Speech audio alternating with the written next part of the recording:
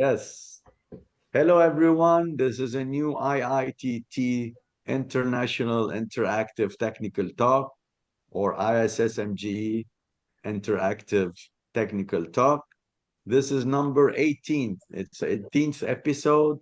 This time it's about geoengineering education, which is TC306, the Technical Committee of ISSMGE number 306. And we have with us renowned speakers in this field. And I want to introduce them. I will share my screen.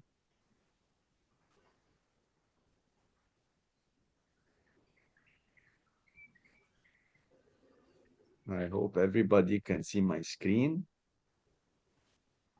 So with us is the chair of TC306, Professor Marina Pantazidou. Also with us, Professor or Associate Professor Charles John MacRobert. So we're talking from Greece down to South Africa. And Emil is a postdoc, young a PhD student coming from Denmark at the University of Denmark. And Ezra, senior engineer, lecturer at the Calvin Institute of Technology in Indonesia. So as you see, and as I promised during my campaign before coming president, I gather to, renowned engineers and young engineers from around the world to discuss one subject. My goal as president is to cover all the technical committees. So we're talking subspecialties of geotechnical engineering. We have about 40 of them, and this is number 18. I'm so excited because I will learn it a lot today. It's the education one. I can't wait to hear from the speakers.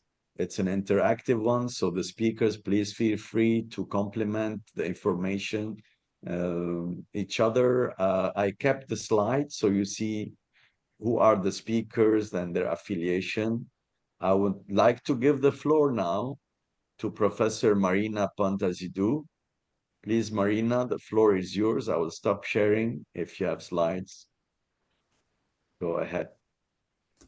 And please, if you mute, so we don't have background noise, unless you have a question or inquiry about the presentation. All right.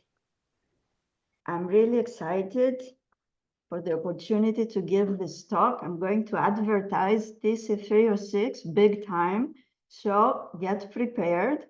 I'm going to invite you all to get engaged with the activities of our technical committee, TC306, on geoengineering education, geoeducation for short. And I invite you all because education concerns all. Education is learning and teaching, and we are all learners, not only self-learners, but we can also learn from everybody around us. We are also all teachers, not only of ourselves, but at least of our children. That's why our technical committee on geoeducation concerns all ISSMGE members. So I prepared this mostly informational, menu-like presentation to invite you to do some things you may like. Visit our site, contact us, explore something from this presentation, which I'm happy to share. All the underlined words are links. Now, doing extra things in education is not being recognized and is not being paid. That's the hard part for us. That's why I invite you all, because we need many people, not only us, we need many people to do small things. That's why I hope that by the end of the presentation, you'll agree a little bit more with the message of the presentation, which is education cannot be responsibility of only one committee. I'm paraphrasing the title of the presentation, which I did not read. So I will talk about ongoing activities and future activities of our committee. Mentioned that the intent is to invite you all. So I explained that the objectives are promotional, but the content is not. The content is usable. I'll give examples of how you can get engaged by checking our highly selective content of our website. I'll give examples of ongoing collaborations with technical committees, TC103 on numerical methods, TC106 on saturated soils, and TC215 environmental geotechnics. Now, the ultimate goal is to create infrastructure to collaborate with all TCs. I will talk about the initiative to assemble collections of peer-reviewed educational materials. Now, for future work, we learn from you, and we know that we have a lot of work to do because we ask you what you would like to be offered. I'll talk very little about the results of a questionnaire that we ran. And we are looking forward to see you to our next conference in Annecy, France, beginning of July next year.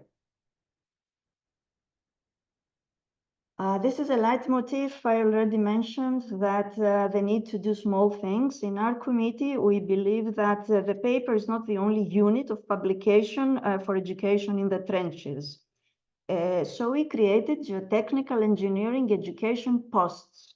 These are short contributions, the most carefully edited of our work. That's why we have only 2. Each post has an author. All members get to comment, and many do. Perhaps you have a topic you would like to create a post about. So get in touch with us and share your idea. In the next slide, I will talk about the post on geoengineering. Yes? Just on those topics, are there any topics in particular that you're looking for, or is it completely open to, and is it only for TC306 members, or is it anyone within ISSMGE? I thought of inviting people outside our committee and see whether their topic matches our interests.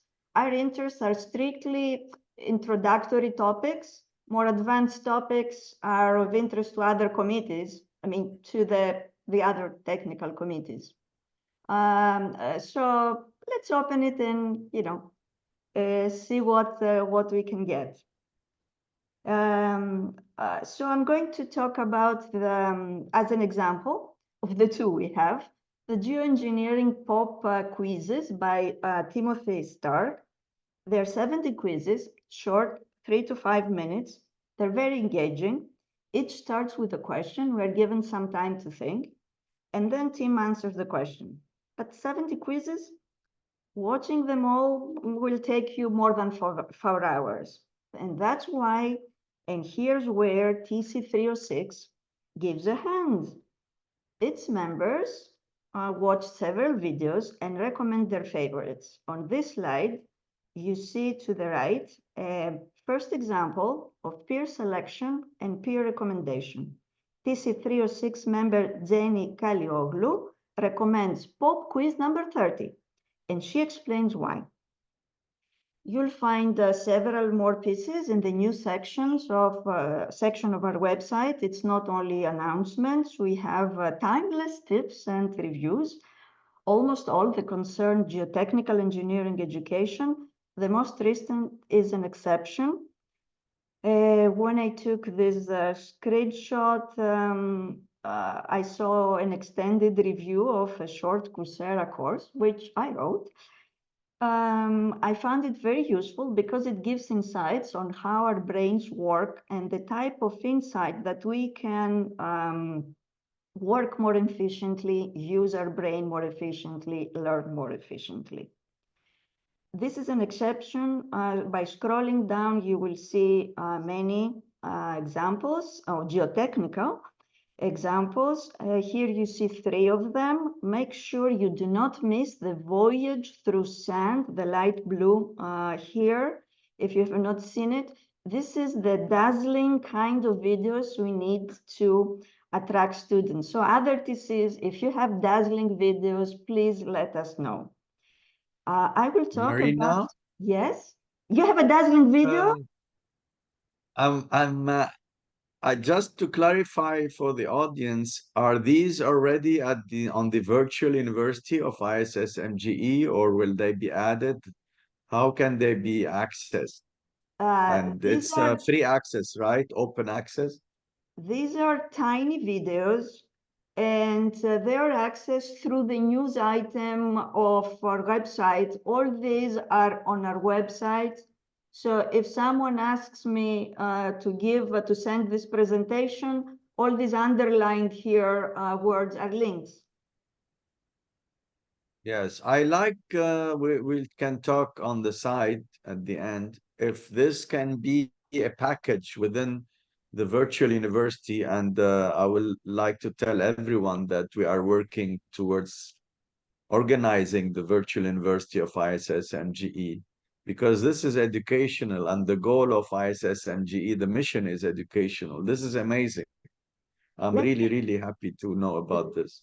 let me give you an example here, Mark. Yeah. This voyage through sand, I've seen it in a presentation. I was speechless. It's so nice. So as committee, we contacted the authors and we asked them permission. We asked them to upload their video on YouTube, and now anyone can watch this video on YouTube. So this is the kind of work we do. Now, if they would give us their video to have it on the virtual university, I'm not sure about that. We can try And that. if it's public access to YouTube, we can just add it as a link to the YouTube. Oh, yes, And they sure. will be happy that all our audience and viewers can go there and watch it. So they have more viewers. I love the open access, and now it's a requirement in Uh, ISSMG publications. I think that you will like a slide that I have later on then. Yes, go ahead. Um, Sorry to interrupt. no, Go no, no, ahead. no. So I will cut short the discussion on bare essential of soil mechanics, because I believe that many people know about this. I hope that TC306 helped a bit in this regard. The idea is that for example, you are teaching in English, you can take these short videos, these are 2 to 6 minutes, of Professor John Berland, and just use them as, take the video, show it in your class as is, okay? In Greece, we teach in Greek, we cannot do that, but I'll show you here to the right how my colleague Vasiliki Georgianou adapted Professor Berland's ideas. She modified them and presents now these ideas in her lab. To the left, you see the wooden discs used by Professor Berland in his model. Professor Georgianou thought of using backgammon pieces, which you can easily find on the internet. And of course, you can use visuals in your presentations, as and this example that I'm showing here. So up to this point, I presented short things that the visitor can find on our web site. And now I'm going to turn to collaborations with other TCs. TC106 was the first collaboration. This is unsaturated soils. The opportunity was their International UNSAT conference. We decided to set a panel on indication with prescribed context suitable for our committee. As I mentioned before, teaching unsaturated soils at an upper level course, a postgraduate course, this does not concern us. This concerns other TCs. What we are interested in is how every non-specialist instructor can include a little bit of unsaturated soils in an introductory course. So this context was conveyed to the panelists with a set of questions. These questions were publicized before the conference. They were given to the attendees. And from the answers, it is clear that teaching unsaturated soils in an introductory course is not straightforward. And that is because there are some internal disagreements. And this is an important, a more general topic, because disagreements within geotechnical engineering are not rare. And they should be addressed not only in research and practice context, they should be addressing teaching context as well. So I'm very glad that we have one such presentation in this interactive technical talk. So apart from the question and answers where you can find, we will also have a paper in the conference, the European conference in Lisbon, and we have some plans to continue. I'll talk briefly about that. And the next collaboration was with TC306 Environmental Geotechnics.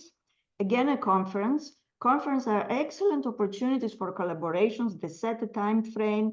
They have resources created for the conference we can use. This particular collaboration is an epitome of many people doing small things. We asked only for small teaching samples, only one PowerPoint slide the contributors were proud about. You see two of these slides on this slide. And we also asked something a little unusual. We asked for metadata. We asked for accompanying material, explaining the rationale of the slides, giving the identity card of the sample, because this additional information facilitates adoption of this material by other instructors. So in this slide, you see how the collection looks in the website of the conference, which is going to have a limited lifespan. So after the conference, we look for a permanent home for the collection so that we can continue adding to it. And the ISSMGE agreed to give a home to our peer-reviewed educational materials collection. It's you may not be able to see it on the screen. It says coming soon. Very soon, the collection of environmental geotechnics teaching samples will be accessible through the ISSMGE site. And hopefully, in the future, we will have some teaching materials peer-reviewed, which means that they go through the regular review process, almost like papers. Yes? This is great.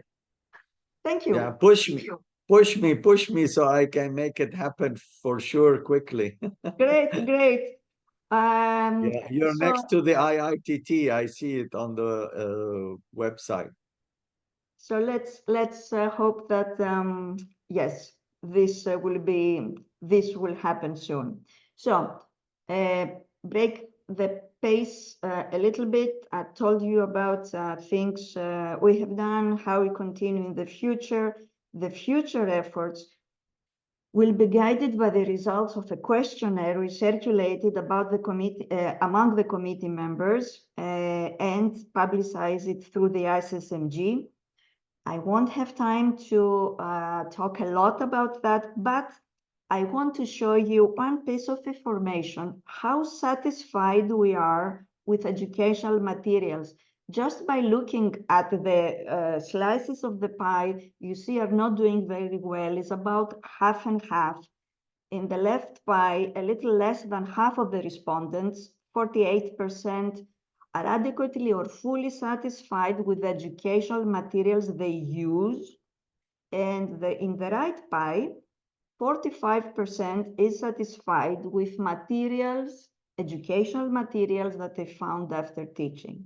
So half and half the level of satisfaction. Marina? Yes? So this is sort of textbooks that lecturers are currently using. This is not material on the ISSMGE. It can be anything. Anything, okay. We said material you use and material you found after searching. The paper, I'll talk about, I have the reference here. The paper gives all the information, and we have also shared the raw data. Okay. So the point here, do you remember how many people were asked these questions? Like, is the sample we did some quality control of the responses to make sure that people thought about them. We have about 20 something from our committee and about 40 to 50 from Nice sample. Yeah. the wider ISSMGE group. So, Education professors, assistant professors, associate professors, or mostly they are professors. We didn't ask exactly that. We asked them if they have teaching experience and also practitioners experience. And we had representatives of both. But the message here is that we are not very satisfied. And so the question is why we are not unhappy when there is so much material. And I see that the questions, we took a little more time. So I'll go a little fast on that. I would like to keep us in mind that there is a lot of material, but this does not ensure that this material, adding more material does not improve the quality, and having a lot makes it difficult to find quality. So I have two suggestions on how we can get closer to the good materials. One, the main suggestion is that we need to change the culture of how we treat the educational materials of others. We have to pay more attention to the educational materials of others, review them critically, and write about them like we do it in research. And there is one more piece of advice. We also need to share meaningfully. And I have an example here where if I tell you, okay, go to Ralph Peck's legacy site and you'll find good stuff. You can find the site, but you don't know exactly what I recommend. If I say I recommend the video Learning from the Ground, now you have a video which is 69 minutes. Perhaps you start to watch it and you abandon it and you don't continue, which would be a great pity because what I really recommend is only 2 minutes from this video from 9:38 to 10:40. These are two amazing minutes when you see clay being excavated with a handheld knife, similar to how we peel carrots and zucchinis. It is stunning, stunning. I'm thankful to Professor Vernon Schaefer for bringing this video to our attention. So please, please, all of you keep on searching and share with TC306 our choice finds. A year from now, I mentioned that we have our conference. wait, you went too fast. Go back one slide. Yes, please. I want everybody to do this. What do you mean? Right. Take a picture So that? Go to it, yes. Oh, you mean, I see. Okay. These 2 minutes. The audience, yes. Thank you, thank you, thank you, thank you. Can I go now to our conference? Yes, go ahead. So yes, we have a conference too. It's about a year from now. It's in Annecy, France. I mentioned that. Beginning of July, we value the collaborations with committees on fundamentals, unsaturated soils, numerical methods. So we made these two themes, priority themes for the conference. So invite all of you to join us in this practice of benefiting from conferences to address some of the known needs of geotechnical engineering education. I'm wrapping up with the main points. We need many people doing small things. You will find these small things on our website and soon at the virtual university of the ISSMGE. An invitation to technical committees, consider collaboration with us, and most important, I invite you to become an agent of change of the culture in education, contribute to a culture of peer exchanges in education with your peer selections, your peer recommendations, your peer reviews. We'll continue the discussion at Nancy. Here are all the people that made this presentation possible. I need to mention by name the dedicated visionary secretary of TC306, Michele Calvello.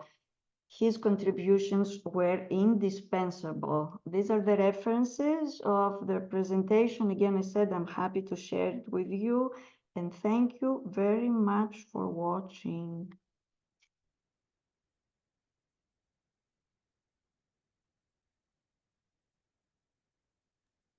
You're muted, Mark. This is lovely, Marina. Yeah, I was. This is amazing. Thank you so much. I really encourage everyone to follow your advices. I want to put a Z. So many good advice. I want to share a quick story that happened recently that connects to your first slide. Learning and teaching, the smart people keep on learning, and this is very important. So a few days ago, no, I have to be exact, a few weeks ago, I was at a restaurant in the mountains in Lebanon, and the table next to me was having a shisha. You know what is a shisha, where you smoke and the bubbles come out. And the client smoking the shisha asked for extra coal, the burning coal you put on the top. And I see this young, probably the son of the owner, in the villages, the young people work, help the family, ran and I saw him, his back grabbing the coal, like I see 2 times. And he was running back, and the coal was red in his hand. And I was, what is this guy doing? I couldn't stop myself from standing up because I've been, in the military, and I've seen a lot of stuff in camping, but never something like this, holding a hot red coal in his hand. Guess what he did? The first hand he grabbed was ashes.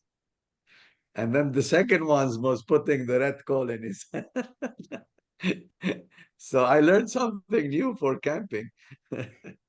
So now I like to give the floor to Charles. Charles, I like to tell everybody that I was really impressed by your presentation in Sydney. That was 2 years ago when I was elected president. I was watching your presentation about the time capsule, which is now the heritage time capsule, and I can't wait to hear from you now. The floor is yours. Thanks. Hopefully you can see my slides. I am going to speak today about the title of my presentation is A Human Face to Education in an Age of AI. I think AI is something that you hear about a lot, or you hear other people speak about. I was at a barbecue over the weekend, and everyone couldn't stop talking about AI. So everyone's probably sick of the topic by now, but let's add to that. So when I was preparing these slides, I got a bit stuck. So I thought, well, let me ask Copilot. So Microsoft has a product called Copilot. I said, prepare a 3-slide presentation on geotechnical engineering and artificial intelligence. And I hope that this would solve my problem. So the first slide it suggested was an introduction to Geo-engineering Education and AI. And it gave a definition of geotechnical engineering and that AI techniques can be applied. Fairly generic, boring slide in my opinion. The second slide it suggested was applications of AI in GEE, and it listed a number of different AI techniques. So artificial neural networks, support vector machines, genetic algorithms, fuzzy logic, and gave some areas where this can be applied in geotechnical engineering. And I was quite surprised, really, that we actually are using AI a lot. And I think particularly in my field in slope stability modeling, Genetic algorithms are being used extensively for optimizing the critical slip surface. But what I was surprised about was that it didn't mention anything about natural language processing or large language models. So the chat GPTs, for example, and perhaps we aren't really using these tools in geotechnical engineering. And then the third slide it suggested were challenges and future directions. So we've got a nice structure to our presentation, but the challenges and future direction I thought were quite generic in a way: resource constraints, pedagogy alignment, quantifying impact, outcome-based education. These are sort of enduring challenges within education, and not really AI specific. So I wasn't very happy with what AI had spat out as a set of slides for my presentation. So unfortunately for me, I had to actually do the hard work and put some slides together. But I think it gives you an idea of the power of some of these tools, to just ask a simple question and it spits out a whole lot of information for us. So perhaps looking at this natural language processing and large language models, I think that's what people are really worried about: the chat GPTs, the Google Bards. And when I look at them, I see them really as really good tools for handling existing knowledge. So they almost an extension of search engines that we currently have. They help us ask questions and to get information back. And increasingly, these tools can even point us towards the original documents from which that information is being retrieved from. They also can be used as a tool to create knowledge. I know that there was a short little paper produced by some students at University of Illinois, Urbana, where they asked ChatGPT to come up or solve the Tazaki bearing capacity equation, and it was able to do that to a certain extent of accuracy. And I think it's really in this tool to create knowledge where we're having a lot of concerns. So students can generate essays with ChatGPT. I'm sure there are people generating peer-reviewed papers with ChatGPT. And I heard recently of a peer review of an article that was done by an AI machine. So there are concerns about this, but perhaps a peer review tool would be able to weed out a lot of repeat papers that are being published. So maybe it's not a bad thing. So there are concerns, and there are ways that it can be used. Now, a few years ago, I had a sabbatical period, and during that period, I decided to read through Soil Mechanics in Engineering Practice from cover to cover. And what I was intrigued by was how few equations there are in this textbook. And it got me thinking that geotechnical engineering is a qualitative domain. We use a lot of words in geotechnical engineering. And in the 90s and the 2000s, there were a number of papers that came out within geotechnical engineering regarding what are called knowledge-based or expert systems. So example, this paper, Muala et al. David Toll was also an author on that paper. There were a number of efforts to try and codify this expert knowledge that is used in engineering. So case studies, trying to get all that information into some sort of format that can be used for informing decisions. And I think natural language processing is the next step in this process. A very simple example that I have a student exploring in South Africa for a lot of small residential developments. the geotechnical investigation relies on test pits. So small 3-meter holes that are excavated, and then they are profiled by an engineering geologist. And this is then used to give a site classification. So one of the things that we are exploring is how can we actually use natural language processing to go from that description to a site classification. So I think there's a lot of scope for using these large language models. Yes, there are some concerns about whether students are abusing this to sort of not learn anything, just generate answers without actually having the information go into their heads. But with these tools, they are obviously very attractive, and everybody is thinking about how do we actually add artificial intelligence to the curricula. How do we do it in the correct manner so that students actually learn from it? But I've been reading recently a number of books by an author called Neil Postman, who has really made me question technology and what it is and how it shapes society. So he is he's not a geotechnical engineer. He's a educationist, a media studies, and one of his key themes is that education shouldn't just be about the acquisition of tools and skills. Education should be serving something higher. And what he suggests is it should be helping students to develop critical thinking skills, developing a deep conceptual understanding of the topic that they are specializing, and also developing a strong moral compass.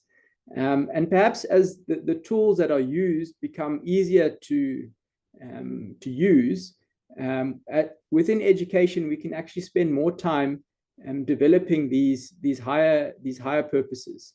We no longer have to teach long-winded hand calculation methods.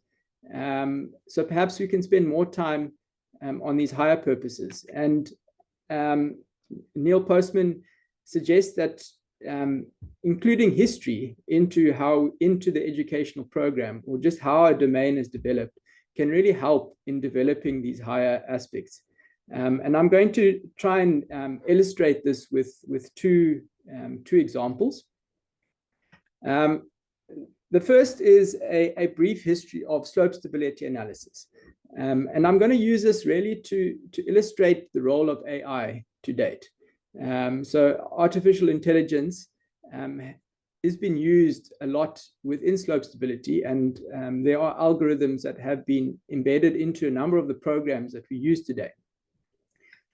So if we look back, and this image here is from a paper by Peterson in 1955 in Geotechnique, outlining how circular slip circles first found their way into geotechnical practice. And this is the Stigberg key that was analyzed in 1916. And to have analyzed that problem would have required hand calculation. And if you're going to do a hand calculation, you need to know all the maths. You need to know exactly how all the equations work. You have to search by hand a number of different slip surfaces. So it's a very tedious, slow process. And if we move along, this is a very brief history, so I'm sort of taking snapshots at different places.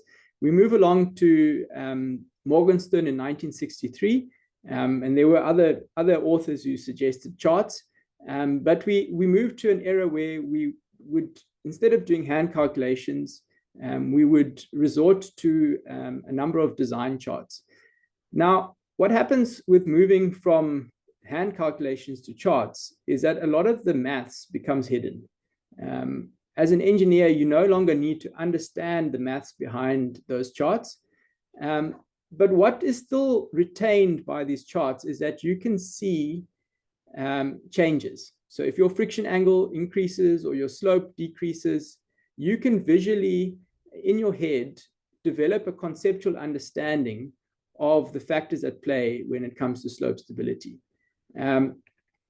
If we move along a little bit further, so this is a paper by Fredland, and Dalway and Fredland did a lot to help us improve the mathematics behind slope stability, and also helped to integrate these calculations into computer programs.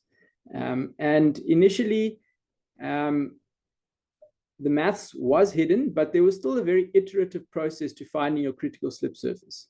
And there were grid and radii methods. You could convert it to a, you could create composite surfaces. So while the maths was hidden, these methods still were iterative. So you could still understand how parameters were changing. And from that, develop a conceptual understanding of the key factors at play. Move along to the 2000s, and we started to see these, what I've termed algorithmic methods. So these are typically genetic algorithms that are used to search for the critical slip surface. Now, in these programs, you can choose just to get your critical slip surface out. You have to go and change a few settings, but you can, if you want to, still see how that factor of safety is changing as it passes through different materials within your slope stability domain.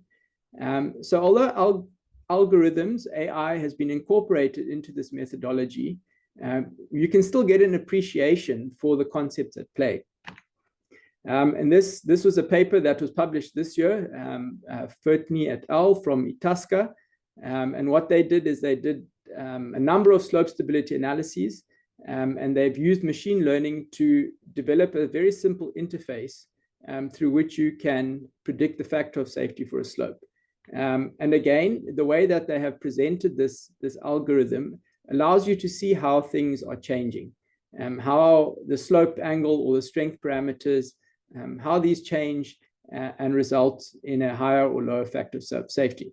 And what I thought was quite interesting is that little interface is pretty much the same as a set of charts that were used almost, 60 years beforehand. So we've sort of gone full circle where back to design charts. Obviously, it's very simplified and there's only very limited cases that you can analyze with that. But what do we learn about AI and how we can ensure it is used properly in engineering? The first thing is that a lot of what we do is already hidden. So a lot of what we do in geotechnical engineering is already contained within some sort of black box. But so far, we have kept the option to see changes. So the way that we have presented these tools has enabled us to still have some sort of way of understanding conceptually what is happening in these methods. And I think for me, the biggest thing with AI is retaining that. So those people who are developing these tools need to think very carefully about how they present the results, so that this conceptual knowledge can be built. And I think as engineers, that is one of the key things that we want to develop. And even educators, if we are presenting these tools, how are we presenting them in a way that students can still develop this conceptual knowledge? Charles, if I may? Yeah. I was just thinking, in the context of education, it's often a good practice to start from the very basics. I mean, even if you are, as an engineer, do not need more than the calculator to calculate simple arithmetic, you still learn in primary school how to do it by heart. And this development is, of course, natural, the one you display, but there needs some sort of a balance between what you learn, which is way simpler and much more hardwired than what you will ever use once you are done with your education, but you learn it anyway for the purpose of understanding the limitations of the underlying theory, for instance. Sorry, I'm just rambling a little bit here, but I hope you understand my my question, if there was one. Yeah, no, I think that's absolutely correct. Emil. Sorry, Charles, but I have to say this. You are a hero by mentioning the going back to basics. I mentioned this in all my keynote lectures that no matter how difficult the problem is, especially in slope stability, settlement, no matter how difficult and complex, start by doing the math yourself. So at least you are in the order of magnitude of Plaxis or whatever charts you're using or whatever AI now using. You have to go back to 1955, quote unquote. So that's my opinion. Thank you, Emil. Charles, go ahead. Yeah, I think that's very important. I think one of the so I always like to think about engineering problems as having a number of input parameters and some sort of output, a decision that you want to make.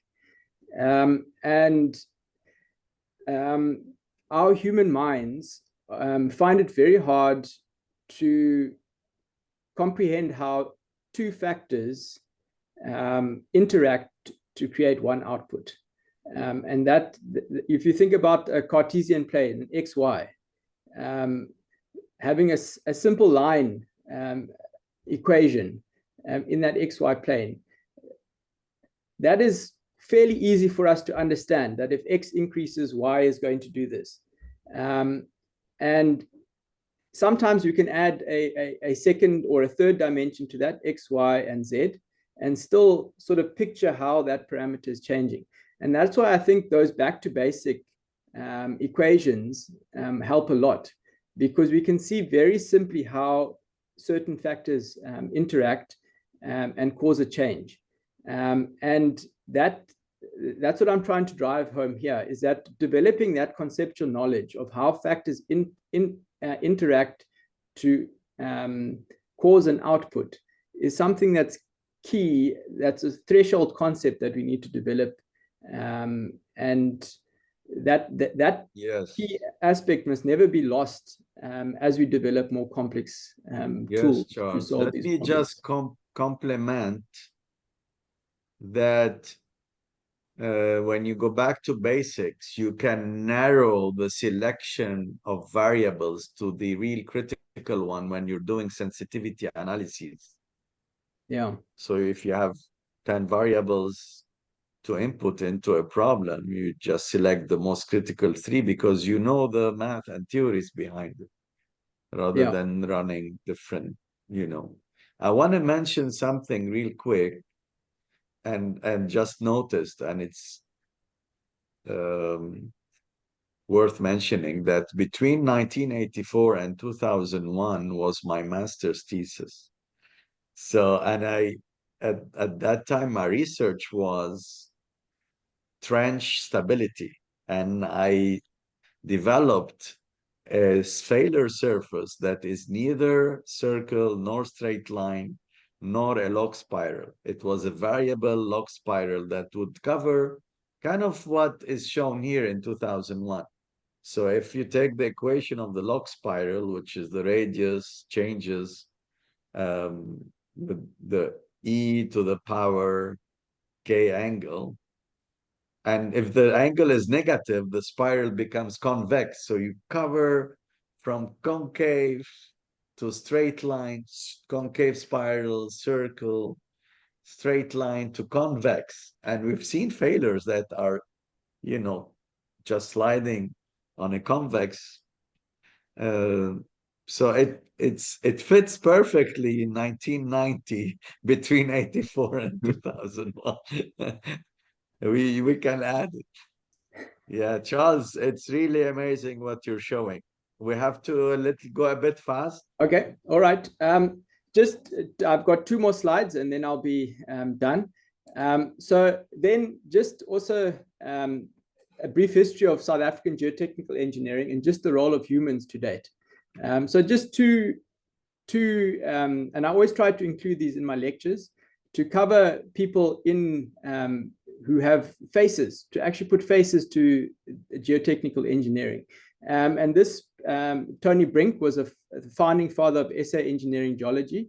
And it's just interesting that he assisted two Nobel laureates, Albert Luthuli and Nelson Mandela. I'm sure most of you will recognize Nelson Mandela, while on the run from authorities. So he housed them in, he hid them, and he also transported them. So just to remind students that as engineers, we're also people.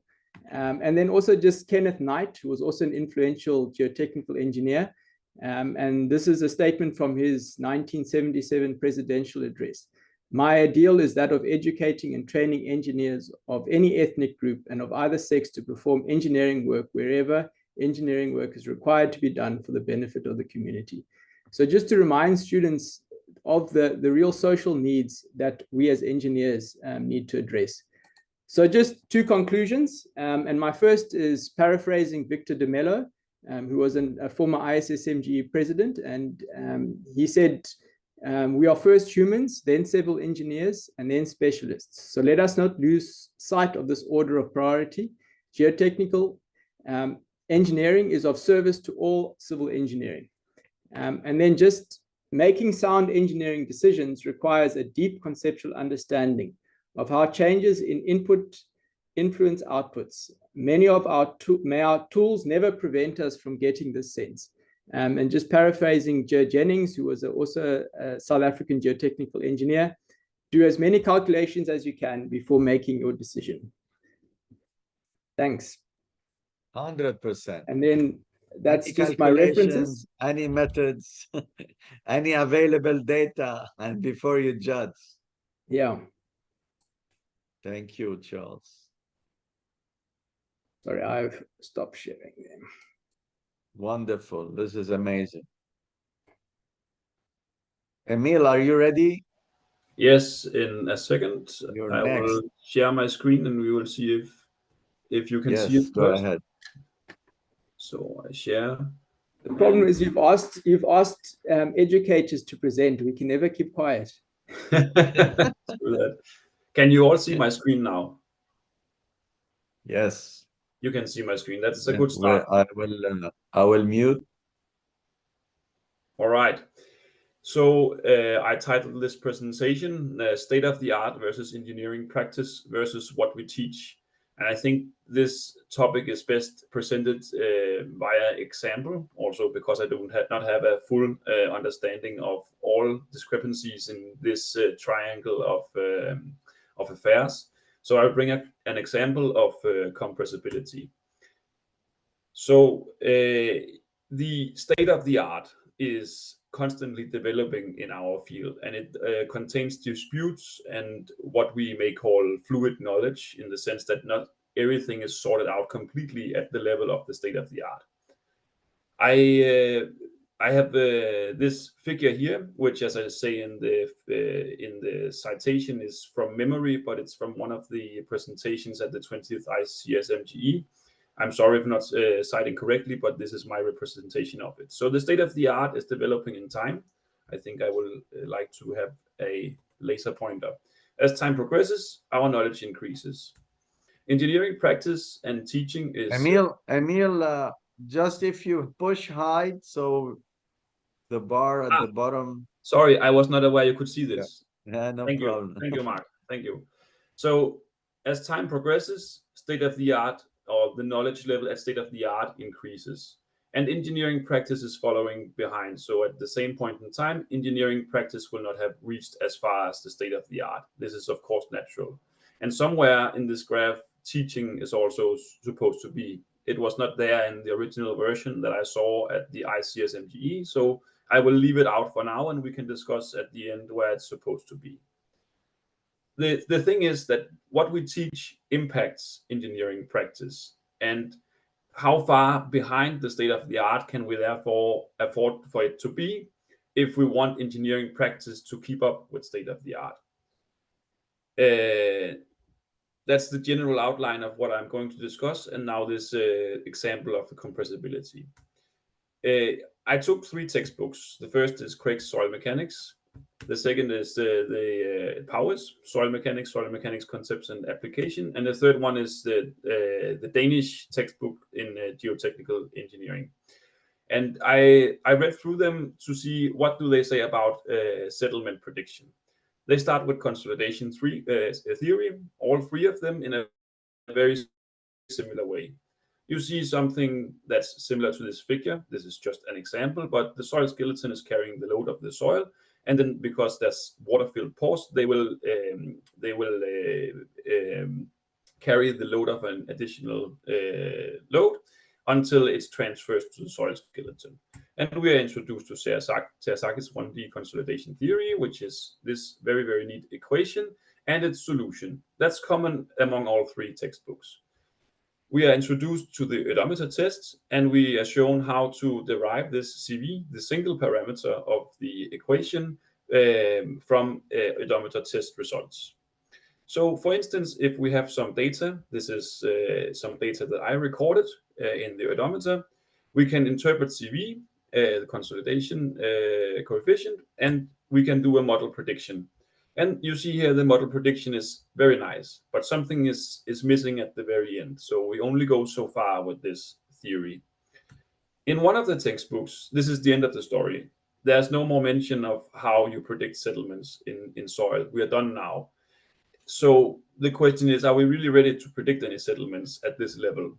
Well, it is an undergrad textbook, of course, so we should keep in mind that we are not taught everything, but still I would say we're missing a quite important portion down at this very end. In the other 2 textbooks, we are introduced to what is called secondary compression, and we are taught that it can be described through this C alpha parameter. And just to not start any misunderstandings, what I mean is this slope of the end part in the log time deformation chart. The one textbook then states, thus the secondary compression characteristics of an odometer specimen cannot normally be extrapolated to the case of a full-scale foundation. Okay, so we know that there's something more, but we're not able to do this at the level of the textbook. The third textbook then describes that secondary deformations can be calculated as through this equation. So that's actually very simple. In conclusion, with these 3 textbooks, we are left with 3 very different takes on how to predict settlements. One says there is nothing more. Well, it doesn't explicitly state it, but it doesn't mention anything more. One says that this is not for you. You need a higher level of expertise. And the third one says this is simple. You use this equation. So that then brings me to what is the state of the art. We had a project in TC306 called Favorite Figures, and I like here to bring my contribution because it's very close to this case. I chose these 2 figures, which are in essence the same. This is the original version, as far as I'm aware, from the ISSMGE conference in 97. I thought it was 77. Hey, 97. Then sorry, I think there's a mistake. I'm sorry about that. Anyways, the point is this figure shows how a thin sample and a thick sample compares. That the deformation will be less or the same deformation, but at a greater time with this curve A, and that we will go to a unique same curve, this curve B, depending on the theory we apply. I will let you know that I don't want to discuss the specific theory, but the point is there was a dispute about how to go from an odometer size sample to field predictions. And this dispute was presented for the first time here. And what you would then think is it has been solved, but in 2011 the same figure appears, and we are still discussing this discrepancy between hypothesis A and hypothesis B, which it's called now.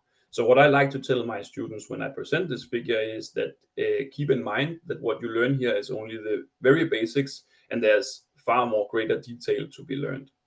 I would like to highlight that for those interested in this particular topic, Lowell, have a very nice webinar on the ISSMGE website. I have the URL for it at the end of the presentation.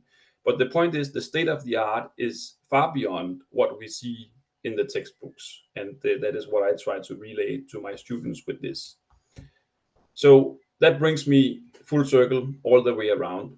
What we teach impacts engineering practice, and we see again this figure. So if engineering practice is supposed to close the gap to state of the art, we need to teach somewhere in between here.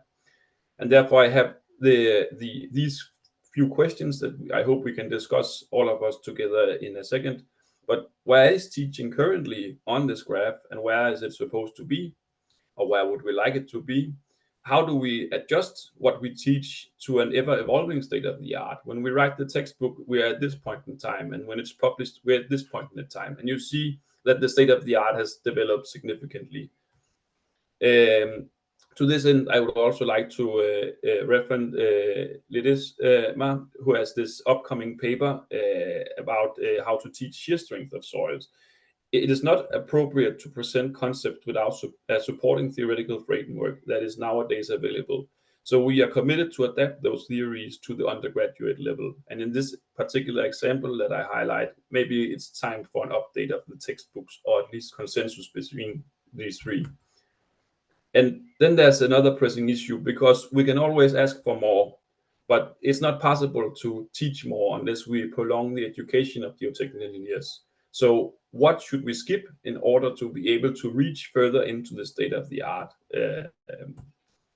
And then the last question is, this is just an example that I present for you with the consolidation, but what other topics do we see similar differences between the state of the art and what we teach? And maybe we could map this and start to work at getting closer to the state of the art in our current teaching. Yes. So then I have two additional questions that I wrote.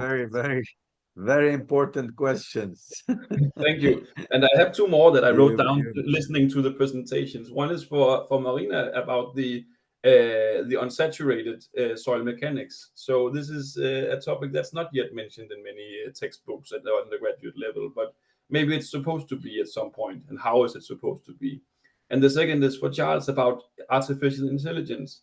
I'm curious both to see how we should implement artificial intelligence in teaching, of course, but we heard about that.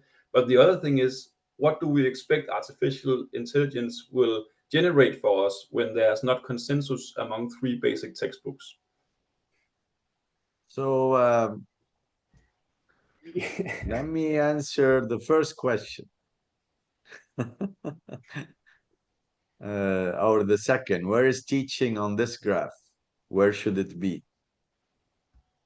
It's important to mention that the teachers should be in practice. That's the only way you can bring the orange line close to the blue line, is when the theory is into practice and then goes to the students. That's my opinion. If I have a question for you, Emil. If you want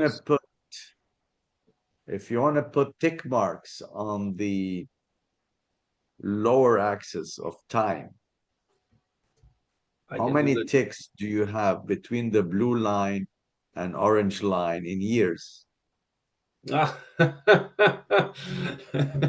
Yes. Charles, don't answer.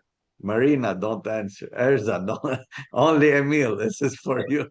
Do you have an idea? I would say that if I tell you, you will not believe it. Well, I've been a practical engineer myself, or consulting engineer, and I would say the Morgenstern graphs that we were introduced to by Charles still appear in practical engineering today. So we are talking 50 plus years. Yeah, I would say 20 to 40. Yeah, you're close. 40. I think it depends on the topic. On the topic, and yeah, which is sad, especially in geotech. And you see that the fastest way to bring the orange line to the blue line are the big contractors companies that have research departments within themselves. And that's where the lines get closer. Just I I'm think mentioning because I think there's a duality to this, to be honest, because the in the industry they take, let's say, as a product the educated engineer, and if the educated engineer is taught for the purpose of partaking in engineering consultancy, then we can shorten the education massively. yes, I agree. Yeah. But we need to, I mean, the spark of new knowledge, in a sense, in engineering consultancy is from the young engineers. They are the ones that bring the newest perspective. So I would say that we should teach at a level that is beyond the engineering practice, but not so far beyond that you will scare away the people who are used to doing it in a particular way. It's two different concepts. Some people ask you to teach here, so whoever is below can catch, or improve. But Just if you teach in the middle, you get, I don't know. I think the other It's thing, go ahead, Charles. so just the reference is Harry Poulos. So he presented that chart. Thank you very much. I'll send you a link to the slides. And I will officially apologize for not citing correctly. But I think the other thing is that with engineering education, you don't want to get too carried away with teaching tools without understanding the basis for those tools. So sometimes you can have a very advanced tool that is at the state of the art. So, for example, a set of equations to very accurately predict settlement. You don't want to just teach that as a step-by-step procedure. And that's where sometimes this problem comes in, because to get to those step-by-step procedures, you need to lay a lot of groundwork to get there. So it's always going to be a very difficult problem. And I guess that's why we're engineers. We like solving difficult problems. So that's maybe just what I would like to add. I think in this respect, what I really like is the approach of the second textbook that I mentioned. Now my laser pointer disappeared again. Personally, I'm very fond of something like this that says, you are now taught about secondary compression, but I will highlight to you explicitly that it is not trivial to extrapolate this to the field scale. I mean, then you are taught to let's say a level of simplicity that you can still follow and learn and understand, but you are also taught directly that there's something more, and there's a next step that you should pursue when you want to use this. Just to add to that, in my teaching, I always like to use a textbook that is more comprehensive than what I'm actually teaching. Instead of just giving students curated slides that address exactly what they are learning, because then they can see within the textbook that there's a lot more than what is simply covered in the lecture. And I guess that is also in line with that they are aware, having paged through the textbook, that there's a lot more to it than what we just address in the lecture. Yes. I want to add something as well. Emil, if you can go to slide 7. Answering your question, where we should be on this line, right? I want to propose that our education should not be just a line here. It's going to be like a shade, right? It's going to be an area in this graph. We should be covered the latest engineering practice with a bit of foresight, in terms of what the state of the art is. I would propose to be like a band, with the gradient, or maybe it's slightly more opaque on the left side. I mean, it's a bit of hint of what's going to come to side as well. I think I propose that would be the way we approach this as well.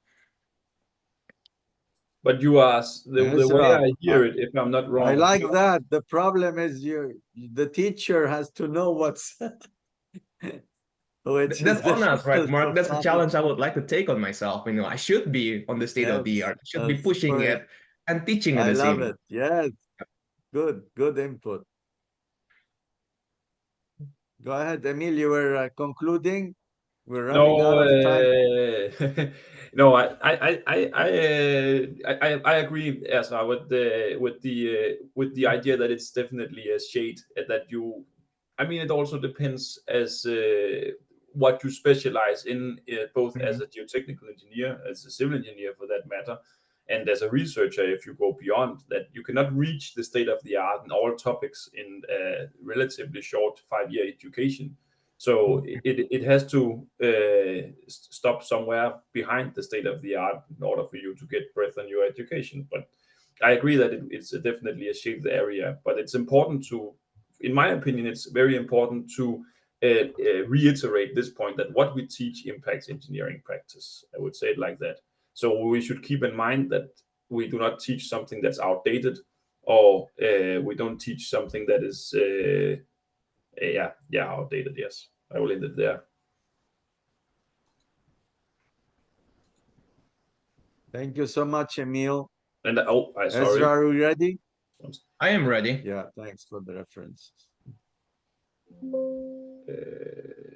Sorry, and I will stop sharing. I think I can. Yes. Ezra, the floor is yours. All right. Does everybody see my screen here? Yeah, I Yes. titled my small talk over here, retaining and piling up knowledge. That's something a bit of a wordplay, you know, with what we do as a geotechnical engineering, you know. And a bit of myself, right? I'm currently a senior engineer in the civil and structural engineering practice at Exponent. So I did receive my PhD and master's from the University of California, Berkeley. I work with Kenichi Soga on material point method over there. But before that, I went to Hong Kong University of Science and Technology. I'm originally from Indonesia, but I went abroad to Hong Kong to get my bachelor's. Currently, I am a licensed professional engineer in California, Texas, and Indonesia. And of course, related to this, what I'm doing, I'm also a lecturer in Indonesia. So I'm doing it remotely right now.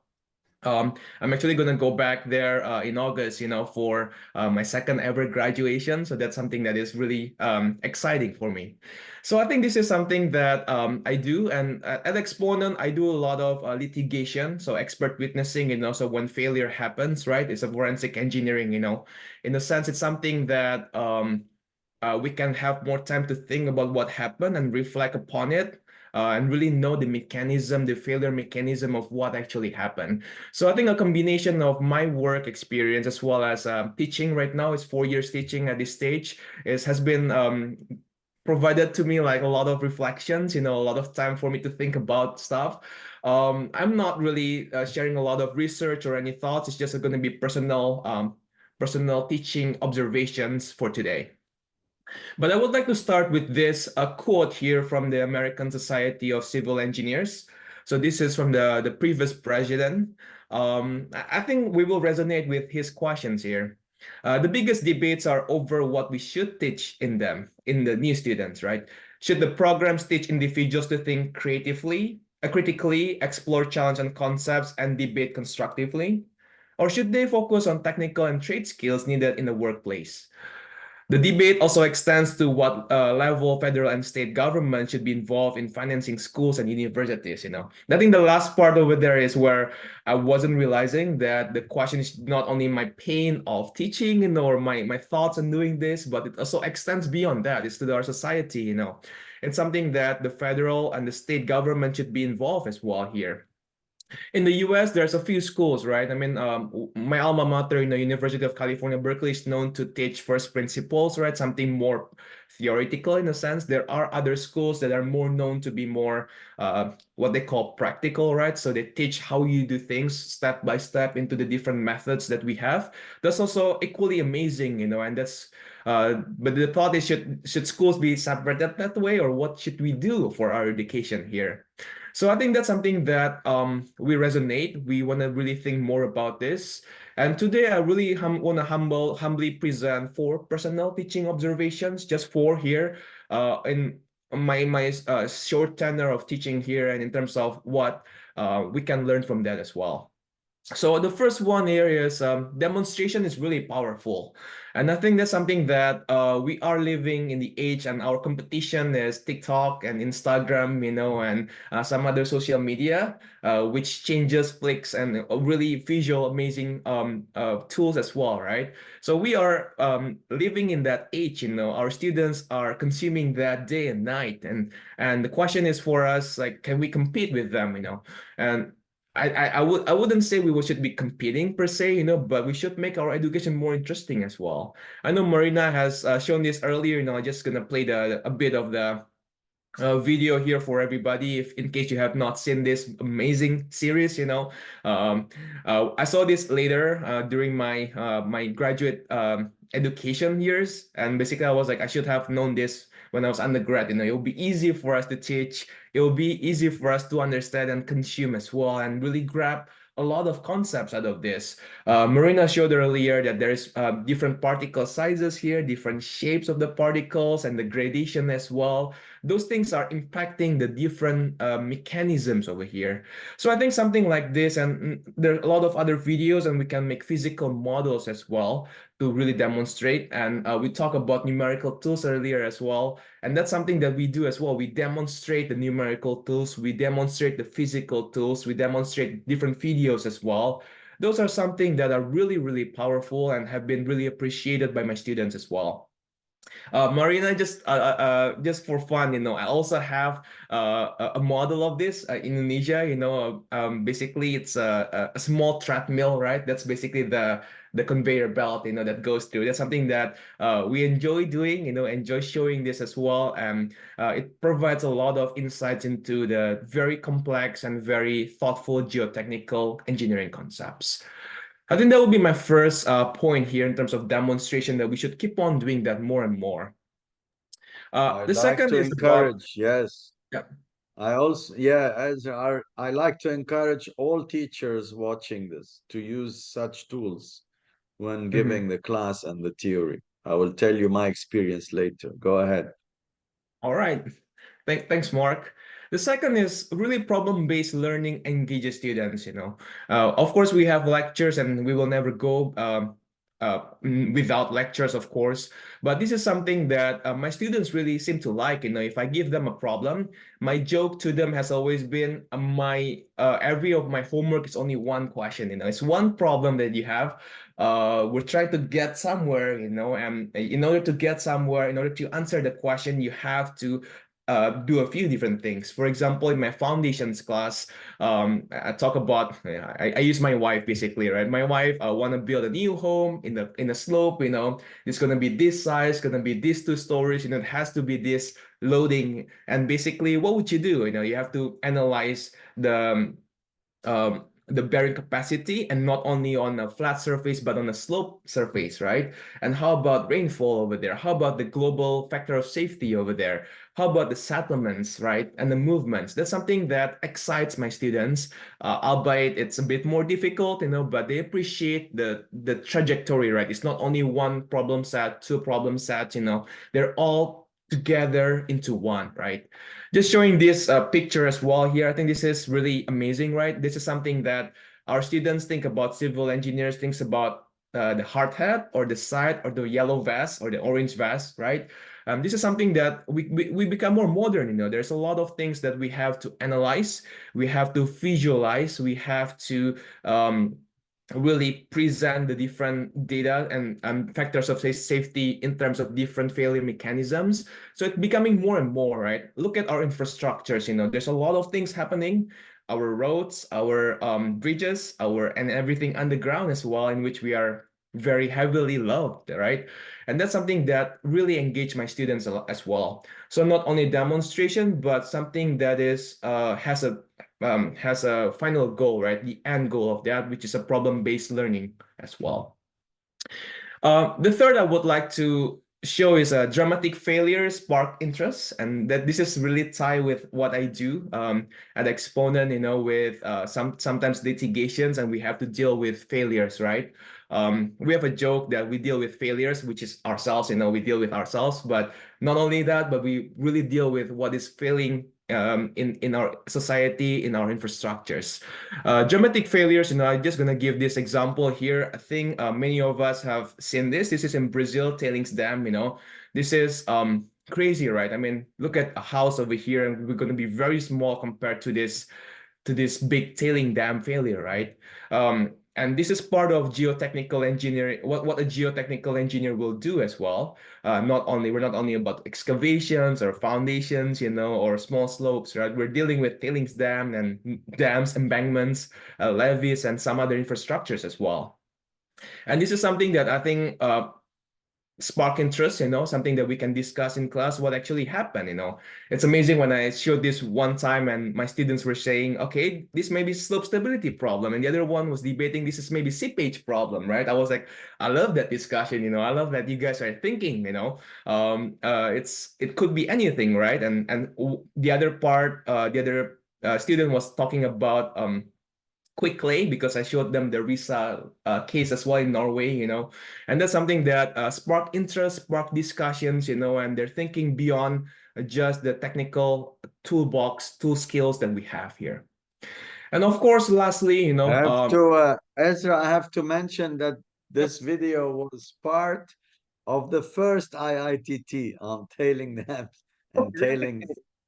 Yes, it was the first amazing. IITT. All right. Go ahead. Yep. I think my fourth one and my last one here is really answering the so what, right? Tying back to what ISSMGE quote I had earlier, with the quote about asking students, right? There's a concern about our lower intake, students' intake nowadays. As days go, seems that civil engineering as well as geotechnical engineering, we have a bit of less students compared to the rest, or in terms of the rest that we have in time as well. So it's something that I want to spark more interest and more thoughts into what we do by answering the so what. I'd like to show this picture. This is San Francisco Bay Area, which is where I'm living right now. I think we all like eagle view, right? Which is a view of a city from the top. You can see everything here: buildings, roads, bridges, islands, right? And more bridges in the background, and the nice landscape compared to nature with the waters, with the mountains. We are living together. I think eagle eye view is always something that is mesmerizing, something that really perplexes us, right? But I would like to show another picture, which is not eagle view, but what I call to be the beaver view, right? Which is what we see from the bottom.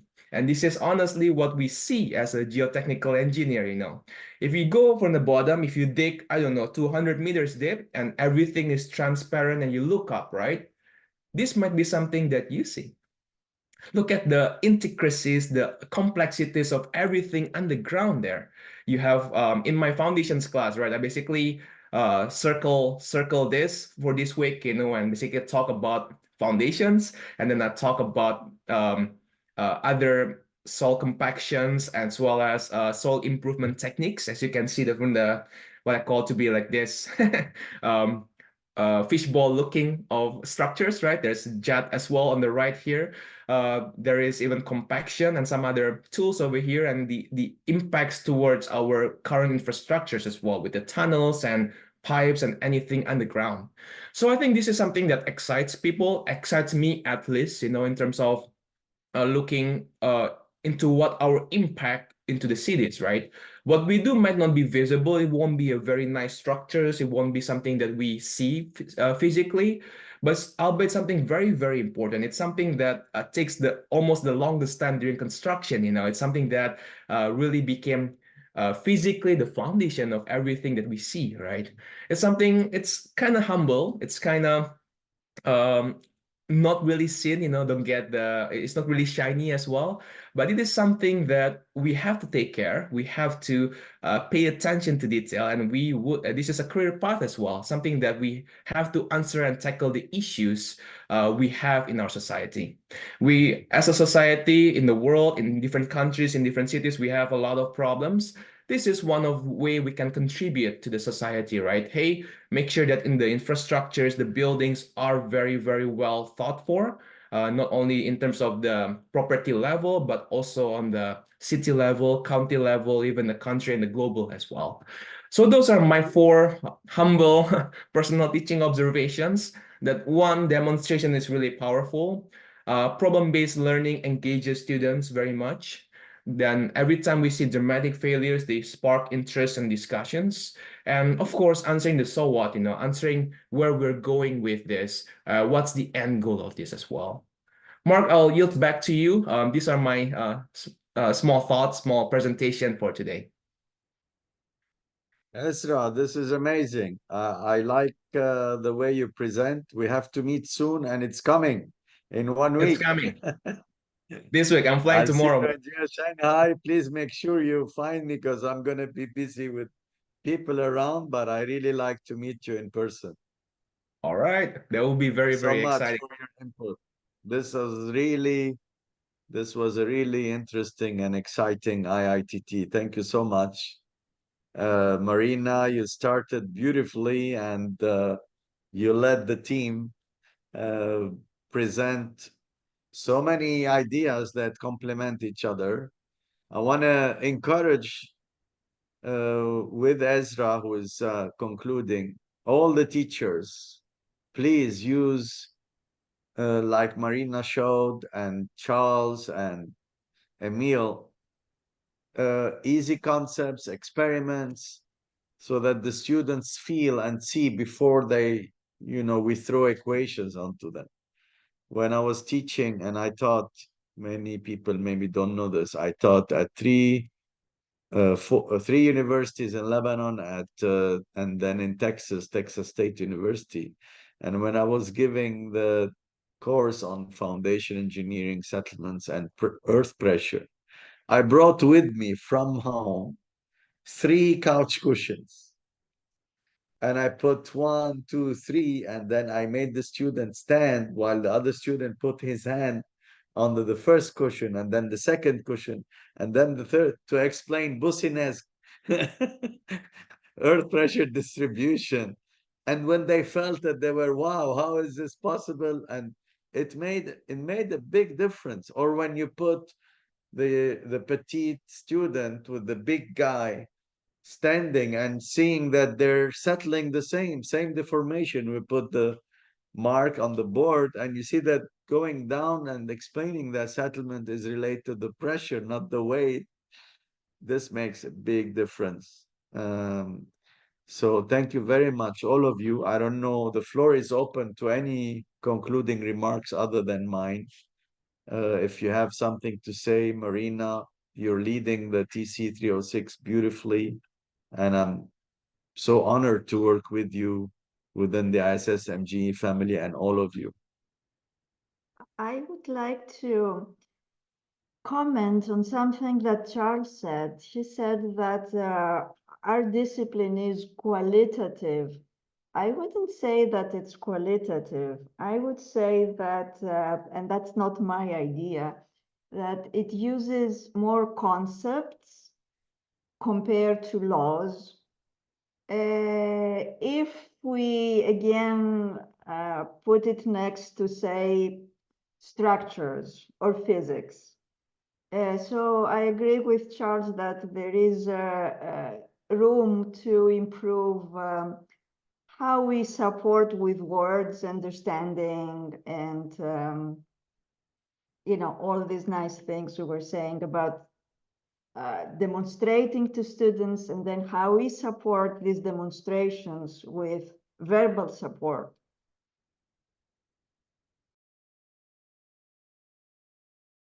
Yeah, this is important. I have to say, I always preach about this, that we are a science that requires judgment more than other sciences, where you put all the theories together, all the experience together before you move forward with solving a problem.